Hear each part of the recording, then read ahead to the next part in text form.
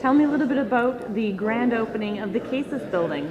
Well, that's what it is. It's the grand opening. So even though the building's being used now, it's the actual official day where we kick it all off. Everything's run, everything's finished pretty much. And this is the official thank you ceremony and welcome to the building day.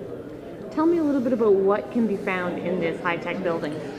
Well, it's 42,000 square feet, so it houses a number of things. It houses a number of administrative offices, so research services, economic development innovation, graduate studies. It houses specialized laboratories for a number of our Canada research chairs. It houses the instrumentation lab. It also houses Ingenuity, which is a student business incubator zone. Houses the Office of Sustainability, houses the Aboriginal Mentorship Program. So it's a number of different offices in here, a number of different uses, but it's very much a science and engineering building with a real emphasis on high-impact science. How vital is this to Lakehead University? I think it's very vital in the sense that it's continuing with our evolution as a research-intensive university. So, scientists and engineers, they really expect to have the best facilities available to be able to compete and to be able to attract students and to attract new ones.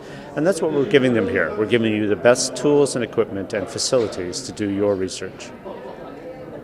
How long has this been in the making? Well, as I'm going to probably say, during my speech, the actual birth of this was probably 8 or 9 years at least in the making. The actual building itself is fairly fast. It went up in 2 years' time, right from design to construction. And it's really two parts. It's a renovation of an existing building and then an add-on of a new building as well.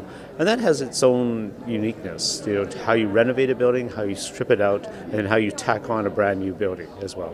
How much is this building costing? The total project is about $26.5 million, but that includes about $2.5 million of equipment as well.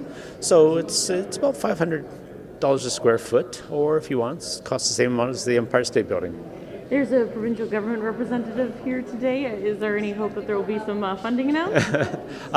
We won't be announcing any funding today. Most of the funding has already been announced. So really today is really thanking them for funding that has been announced. What's the reaction been from students about this new building and the services inside?